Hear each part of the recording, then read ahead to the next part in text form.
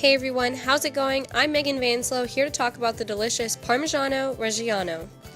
I'm going to make Parmesan crusted chicken wings, so first things first, you're going to want to grate up the Parmigiano Reggiano into a bowl and grate about 2 cups and set it aside. To get the Parmigiano Reggiano classification and fire branding, dairies have their cheese quality inspected through an assessment of appearance of the wheels, the texture and aroma of the cheese paste, and then an examination of the wheels with a percussion hammer and a screw needle. In order to make the inspection as objective as possible, committees cut at least 1 wheel per lot and at least 1 in 1,000 to assess its texture.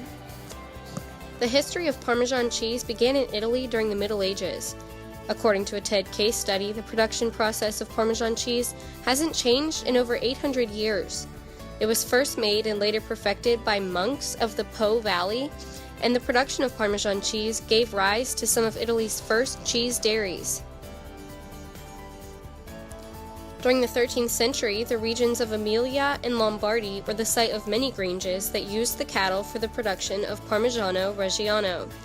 My family and I visited a dairy in Emilia last summer where they gave us a tour of the plant and broke down the process of making Parmigiano Reggiano. According to the Parmigiano Reggiano classification, all milk used must come from cattle who are fed only locally grown food. Once dairies pour a variety of milk into a bell-shaped copper cauldron, the milk coagulates in 10 minutes and the curd that forms is broken down into minuscule granules. The cheesy granules sink to the bottom of the cauldron to form a single mass, and after 30 minutes the cheese mass is removed and wrapped in cloth. The cheese is then placed in a mold which will give it its final shape. Each wheel is given an unmistakable dotted inscription around the complete circumference, and after a few days, the wheels are immersed in water and salt solutions. After this, they're put on high shelves to age accordingly. The Parmigiano Reggiano classification has 3 seals to represent 3 different levels of maturation. A red seal identifies the Parmigiano Reggiano that has been matured for over 18 months. The silver seal is 22 months, and the gold seal is 30 months. The one I used is the silver seal aged 24 months, which is my favorite. So for the wings, we're going to bake them instead of fry them, so you'll need to preheat the oven to 425 degrees. Next, take an assortment of wings and drumsticks and give them a really good rinse, but don't dry them off. So now you'll begin seasoning the chicken. First, add 3 tablespoons of olive oil,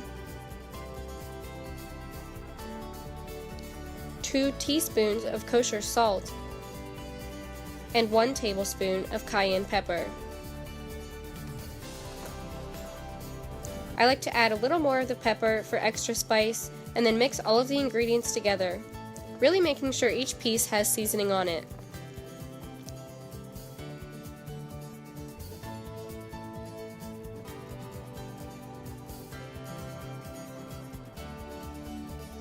I also like to add just a few red pepper flakes and then some garlic powder as well. So give it another mix and make sure you're washing your hands after each time you mix these up, because not only is it messy, but you're touching raw chicken, so don't forget that step.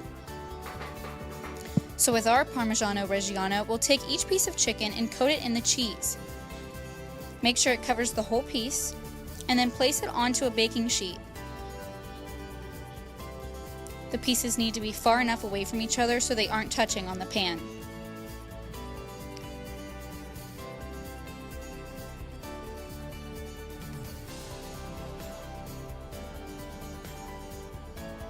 Go ahead and put them in the oven if it's reached 425 degrees and set your timer for 30 minutes.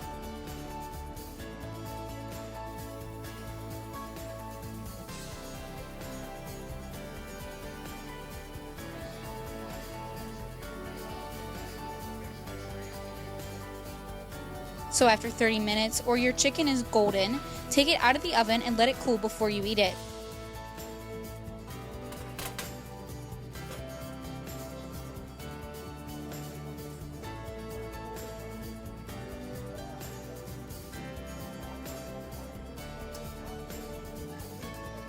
I like it best with ranch as a dipping sauce, but spicy tomato sauce is also a great addition.